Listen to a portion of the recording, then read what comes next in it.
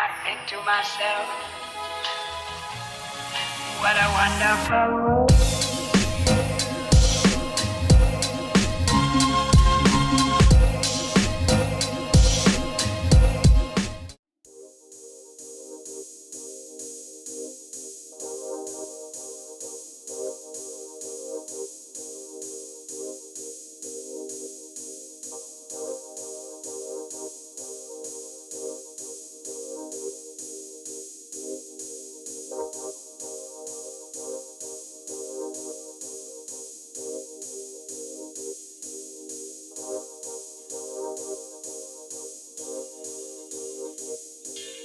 What's going on, guys? Welcome back to another video.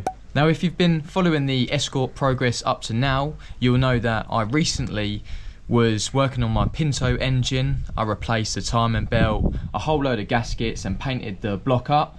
It looks amazing, only to find out when I dropped the dizzy in that the auxiliary shaft that runs that was completely mullered and loads of swarf had been running around the engine. In the last Pinto video, I stripped down that block only to find some damage. There was scores to the bore and some scoring to the big ends caps. Anyway, I was going to get that block rebored, but luckily I got given a wild card. Now, by wild card I mean someone has sold me this 205 block at a really reasonable price, and the best thing about it is it's already been bored out to 2.1. It's got the oversized pistons in there. Saved me a lot of money. For the price this was offered to me at, I'd be silly to go and rebore mine and buy brand new pistons and all of that. So this is my get out of jail free card, as to say. I'll even give you a quick clip of the auxiliary shaft gear. On this one it doesn't look worn at all. Really happy to see that. Anyway, the block is in reasonable condition. It does need a lick of paint, but all the bores are fine. None of them got any scoring in or any major marks. As I say, the block just needs a lick of paint, to be honest. It came out of a running Escort, but obviously it does need my parts from the other engine putting onto this. So the new water pump, the thermostat, the nice housing that I got for the lower section. But yeah, I'll be building that all up very soon. So now the bottom half is sorted, I can then focus on my cylinder head. Now this cylinder head is from the other engine, which I've near enough labelled as scrap now, but I've checked for wear on this and it doesn't look too bad. The cam lobes haven't got any visible wear, and I've checked other parts of the head, it looks very good. So what I'm going to do, just to be on the safe side, is give it a full strip and rebuild, and then that way I know everything is going to be all good in there. So the main focus in this video is going to be stripping and rebuilding the cylinder head, and then once I've got that all sorted, I can then focus on mounting the head onto the block and then getting the whole engine as one unit built up and put the timing belt on and, you know what I mean, do everything else. So without further ado, let's start to strip down this Pinto cylinder head.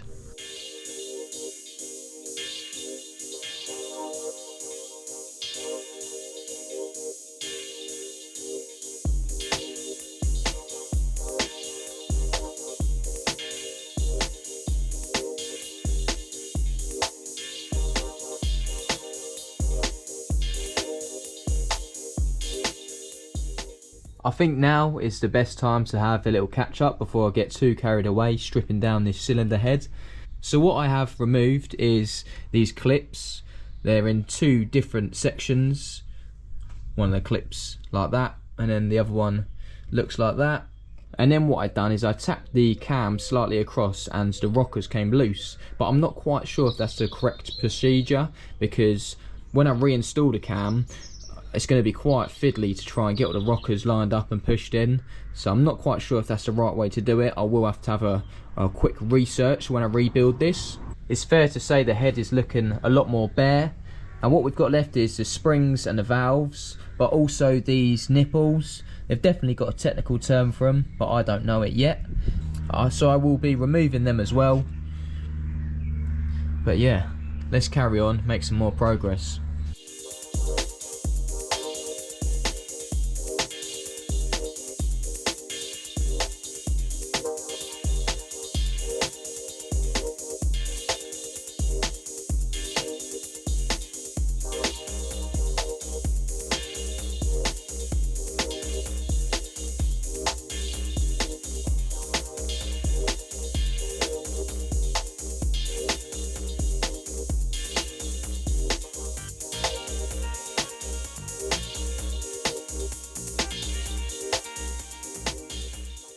Well, would you look at that? That's the whole cylinder head completely stripped now. I've removed the valves and the springs. I know there was a lot of time lapse during the strip down, but don't worry, when I rebuild this head, I'll be explaining everything in depth. That's everything laid out. It's very, very important to lay out everything. These might not look like they are, but they are in order. As you see, inlet, exhaust, inlet, exhaust. When stripping the cylinder heads, you've just got to lay everything out in order, because otherwise if you swap the spring across or swap a valve across, it won't be seated right, or it won't be used to springing in a certain angle, and it's more prone to break. Only tidied up the garage the other day. Oh well, looks like I'm doing it again.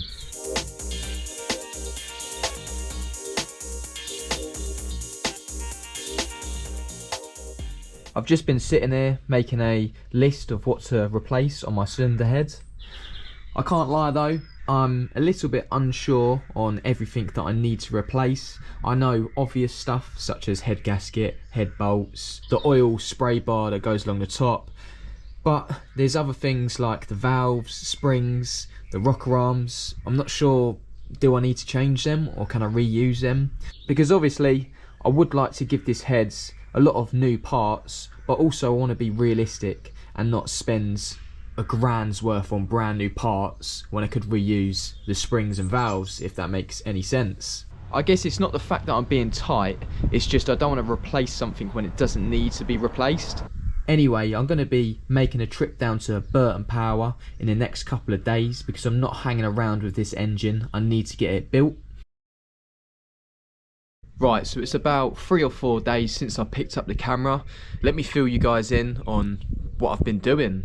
So once I stripped down the cylinder head, I took it into work and put it in our parts washer.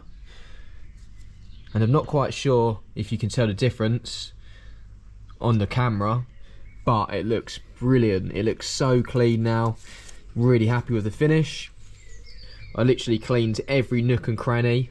And then I headed up to Chris at Clump and he skimmed the head for me. He said it took 2 light passes to get it dead flat. I did try and give the areas where the valves sit a good clean up. They came up pretty well. There's still some bits of carbon left, but not too bad at all. I also took a trip down to Burton Power to pick up all of the parts I'm going to need. Now this is a oversized head gasket to suit my 2.1 block. I also got another head gasket because it came in a kit, and I also got a full gasket set for the whole engine. This is sump, water pump, thermostat, inlet, exhausts, everything you can think of is here. They're not too expensive and I needed them to put the engine back together.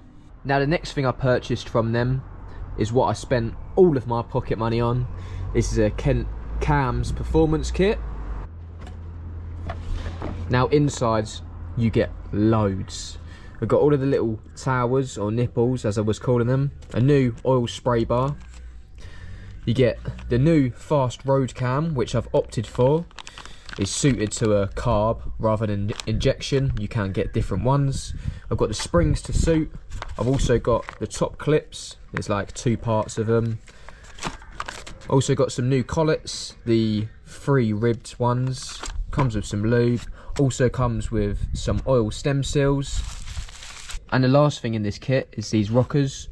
They're suited to the cam once again. I really like the way that you can just go and buy a kit from them and you don't have to mix and match and hope parts suit other parts. So yeah, that was a big chunk of my budget, but I don't really have a budget at this point, let's be honest. And last but not least, I also purchased some head bolts for when I put the heads onto the block. It's fair to say I've had a busy couple of days. I'm really motivated to get this engine together as soon as possible, but also trying not to rush it. So let me show you guys what parts I'm actually keeping from my old head. I did make a list and I've pretty much purchased everything from that, apart from the valves which are sitting over there. Now I was talking to the bloke that I purchased the block off, a bloke called Si, and he said if the valves are straight there's no point replacing them, just run with the same ones. So that's what I'm going to be doing. And also, the only other thing I didn't get new was these top parts of the springs. I wasn't too happy with the areas where the valves sit, so I did clean them up further. As you can see, they're all looking very nice now. That leads me on to the next job, which is lapping in the valves. Now, I have already done the exhaust one. The only way really to tell with these is to move them. You see that's nice and smooth? Now let me go on to the inlet one. You can sort of hear the friction. As I say, I've already lapped in the exhaust one and the inlet one is yet to do. I'll try and keep this short and sweet. Try not to teach you guys how to suck eggs if you've already lapped valves. Basically, you get a coarse grade and a fine grade. You go with the coarse grade first and you listen until the friction sort of goes. Clean that off, then you go with a fine grade. You do that until it goes nice and smooth. And you clean that off and then it's done basically. Right, so here is the coarse grade. Just going to put 4 little blobs around it. There we go, and then drop it in. Get a little bit of spit on there or some sort of lube, and then whack your little plunger on, and you hear it. Now you want to keep going until there's no sound basically.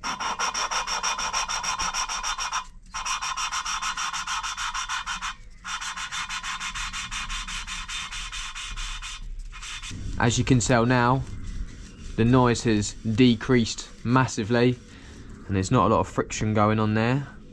So what we'll do, get the old dirty rag and then go in with the fine grades. You're just doing exactly the same thing. Get a little bit, put 4 little blobs on. See? Really loud again, so you're just sort of refining it and making this seal even better. But the sound will go. Just like the coarse grade, the fine grade eventually cuts through and makes no noise at all whatsoever.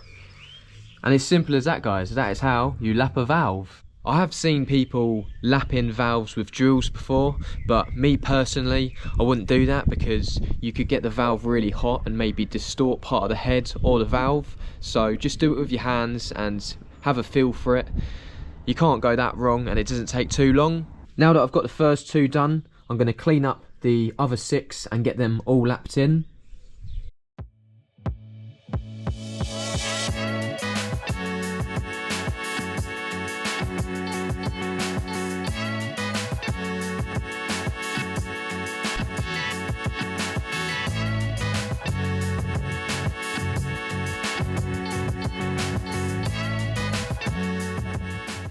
Now that all of the valves have been lapped in, I'm going to be installing the new oil stem seals. Now they're just diddy little things like this. Sometimes when these fail, your engine will start burning oil. They're really simple to install. Small metal clip goes at the bottom, go on top of the valve, and you just push on right to the bottom. And you've got 8 of them for 8 valves. Pushes right down, make sure it's completely home, and there you go. I'll just go and install the rest. It's quite helpful now that the seals are in place. The valves stay up on their own, so it's even easier to get the springs on. Next up is to install the springs back onto the valves. Now these are the springs that came in the kit with the fast road cam. Now I was just curious whether to see there was any difference from the old springs to the new ones, and there is. There's a slight difference in the height there. This is my old one and this is a new one. There's a couple of mil difference, and there's probably different tolerances as well in the spring, but I'm never going to be able to gauge them. Now we're going to install the valve springs. So we need 1 valve spring, 1 valve cap, and 2 collets, which I've got here, the new ones. And I've got my spring compressor. Just going to line it up, and then it should be already set roughly to compress this size. There we go. Now the next bit is pretty fiddly. So you've got 3 ribs on your valve, and you need to put one side of the collet on and then the other, and then release the pressure, and that should be one spring complete. Now people use all sorts of things to hold the collet on. I use just a tiny bit of grease. That's literally the tiniest bit. And you can sort of wiggle it in there. I'm just getting my fingers in there now, to be honest. Oh, there we go. Both collets are now on. Yeah, there we go. Success. It's not the easiest thing to do, so if you are doing this, just make sure you've got a couple hours spare, because it's not a job you want to rush. Very happy with that. Now the main tool you need is that spring compressor. Without that, you're not going to be able to rebuild a head, or strip a head, in fact. Anyway, I'm going to carry on and do the other 7.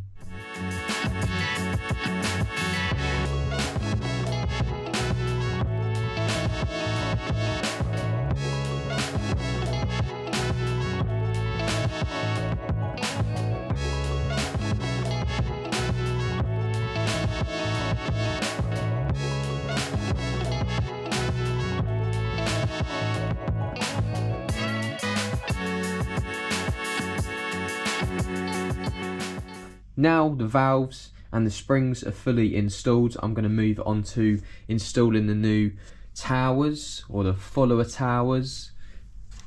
Basically these little things here, I think they're called towers, I've been calling them nipples. No matter what I call it, it'll probably be wrong, but it's what the follower sits on. Now like everything else, I've got 8 of these, but one thing I've just noticed is they don't come with the adjustable nut. So let me show you one of the other ones. That's what they look like, but it doesn't have this nut on it, so I'll have to swap them over. That's alright though, no drama.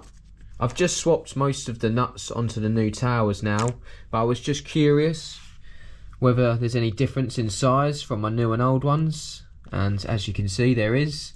On the right here we've got the original tower, and on the left we've got my new one. Maybe half a centimetre, 0.5 mil, something like that. So yeah, just interesting to know, I guess. So these just screw into their holes here.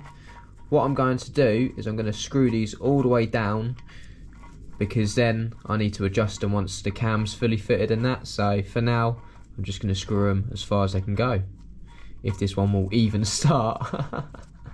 Go on, it's not even starting. This is a good sign. There we go.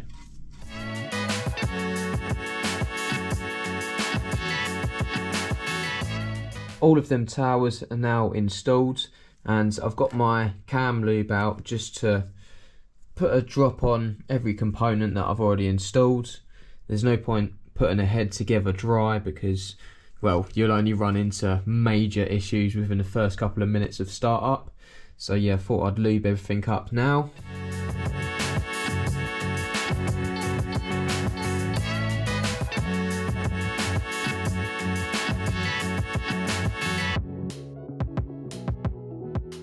I've now installed my fast road cam. I've done the clamp up at the end. It's only 2 10mm bolts. I will find a torque setting for them. Now where I went wrong removing my old cam is the fact I just tapped it off, which forced all of these followers off. It did work, but I kind of knew I wasn't putting that camshaft back in, so that's why I was less careful. The correct way to do it is, as you can see, I've already got one follower in there. You've just got to move your cam around, turn it around, so that one fits on there now. If I try and fit this one in, it won't go, because the cam is basically right at the bottom and there's too much pressure. All I've got to do is turn it round. Might be a bit of pressure going down on this one, but then look, I can then slot this in, he says, there you go, and then I can put my clip on. So what I'm going to go ahead now and do is fit all these followers and the clips, and then I'll catch up with you guys.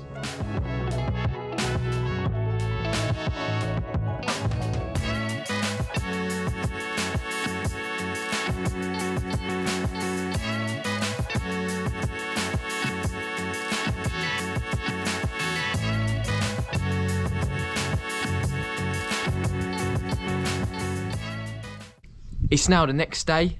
I got a little bit carried away.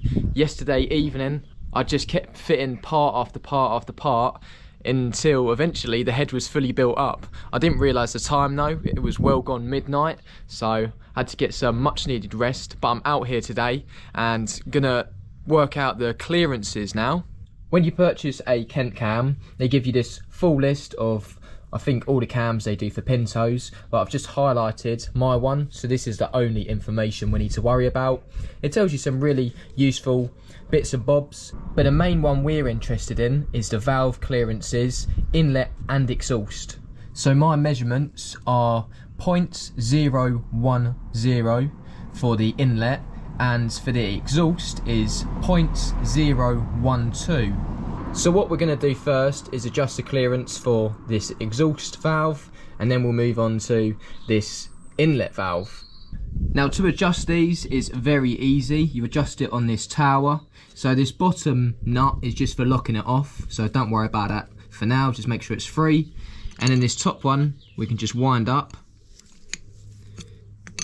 and whilst we're winding it up, because it's the exhaust side, I've got my 0.12 feeler blade out, and I'm just gonna put it underneath here. Hopefully you can see that on the camera. And I'm just making sure that still goes in. We'll just nip it up a little bit more. You don't want to squash it too tight, but see there, I've squashed it. Just need to release it off a little bit until it can move. And there you go, so that one is adjusted. That's 0.12 on the exhaust. Now that I'm happy that this follower is adjusted correctly, I can focus on this bottom nut. What you want to do, wind it down and then tighten it up. So you've tightened that follower and valve clearance, and it's not going to come loose now. So now my bottom nut is tight, and I can still fit my feeler gauge in nice and snug. That's the first exhaust valve completely adjusted. Now I'm going to show you me doing the inlet, and then I'll crack on and do the rest. Before you all start shouting at me in the comment section below, I know I've forgotten something that I didn't mention on the first one. So you need to make sure the cam is facing the top. So I can't adjust it there because the lobe's like still on this follower. It needs to be pointing to the top. So there we go. Now I've got my cam lobe firmly at the top. I can then adjust my follower. Hopefully the camera picks this up, but there's loads of room there, mainly because I wound the towers all the way down when I installed them, just to make sure nothing interfered with the cam. Now I can start to adjust this tower and raise it up.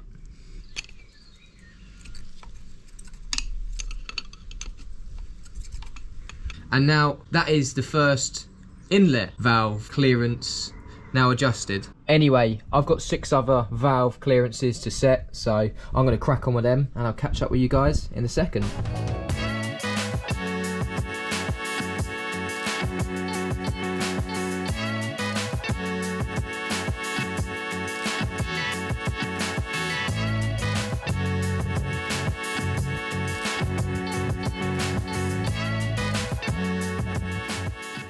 There we have it. So I've just adjusted all of the valve clearances, and then once I had done all 8 valves, I then went back over them, turning around the cam so the lobes at the top, and I went in checking them, and they were all brilliantly so nice and snug in there with a feeler gauge. I'm really happy with them now.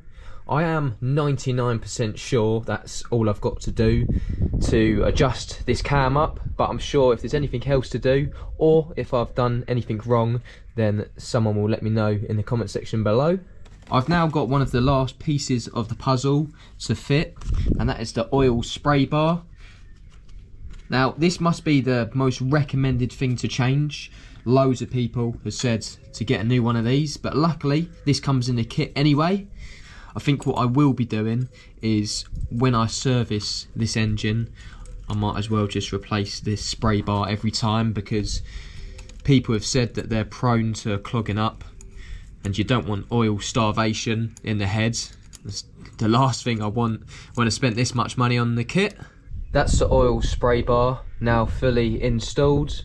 Something I did fit earlier, but I'm not quite sure if I mentioned it. I did replace the oil seal at the top here.